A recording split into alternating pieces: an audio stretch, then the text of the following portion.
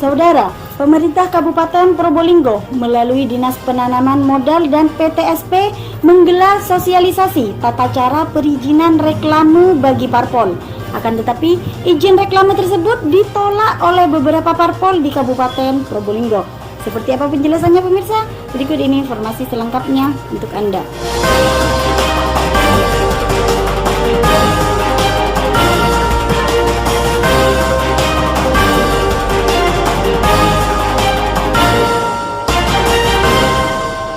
Menjelang kontestasi pemilu di tahun 2024, pemerintah Kabupaten Probolinggo melalui Kepala Dinas Penanaman Modal dan PTSP Kabupaten Probolinggo menggelar sosialisasi tata cara perizinan reklame bagi partai politik di Probolinggo yang mengharuskan berizin serta tetap mempertimbangkan aspek estetika kota dan pelarangan pemasangan reklame atau alat peraga kampanye.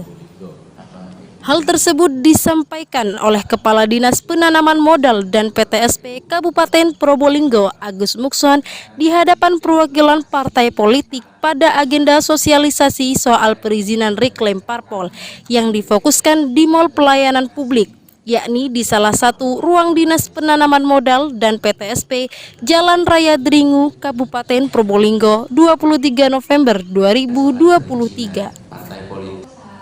Sementara itu, mewakili Partai PKB, Habib Mustafa yang sekaligus Ketua LPP DPC PKB Kabupaten Probolinggo menolak atas perizinan tersebut. Menurutnya, Undang-Undang Nomor 7 Tahun 2017 tentang Pemilu dan PKPU Nomor 15 tentang kampanye tidak mengatur pemasangan alat peraga kampanye yang wajib berizin ke pemerintah setempat. Menurutnya pula, alat peraga kampanye parpol jangan disamakan dengan reklam komersial. Itu harus melaporkan. Hal senada apa yang disampaikan oleh Ahmad Zubaidi selaku Ketua DPC Gerindra Kabupaten Probolinggo yang meminta agar soal reklam parpol atau APK disesuaikan dengan undang-undang dan peraturan yang ada yang tertuang pada Undang-Undang Nomor 7 Tahun 2017 tentang Pemilu. Pendapat Anda terkait dengan partai politik yang mengharuskan harus mempunyai izin untuk pemasangan APK, seperti apa ini? Dari beberapa pertemuan PKB istiqomah, Pak Sudi, tetap menolak dan tidak bisa menerima aturan yang khusus hanya di Kabupaten Probolinggo. Artinya, menurut edaran Bupati atau edaran PJ Bupati dan ada Perbub atau Perdanya bahwa reklame partai politik itu harus berizin. Ini kami tolak. Pertama, dasarnya regulasi yang mengatur tentang pemilu adalah Undang-Undang Pemilu sendiri, Undang-Undang Nomor 7 17. Itu tidak ada yang mengatur bahwa reklame partai politik itu berizin. Yang ada KPU menetapkan titik-titik itu berkoordinasi dengan Pemkab. Itu sudah selesai. Kami taat di situ saja, gitu loh. Kalau kami harus berizin, Pak, kami sudah koordinasi di 38 kabupaten kota di Jawa Timur. Tidak pernah ada kebijakan kabupaten lain untuk harus berizin reklame politik. Itu tidak pernah ada. Kami bukan tidak taat asas. Selama memang ada regulasi kami taat. Tapi khusus izin reklame partai politik bagi partai PKB tidak ada aturannya. Jadi kami menolak itu.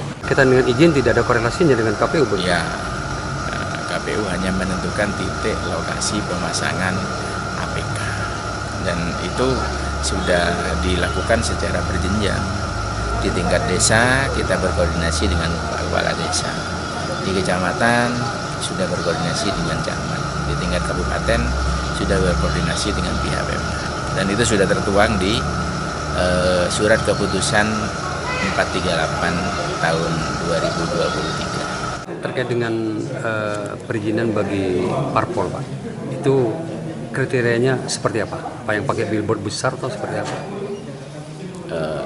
Perizinan untuk pemasangan reklame partai politik ini dilakukan oleh cukup partai politik saja, tidak dilakukan oleh masing-masing caleg, sehingga kalau kontestan pemilu ini ada 18 partai politik, maka izinnya cukup 18 itu dan melampirkan nanti titik-titik mana yang diizinkan oleh partai politik.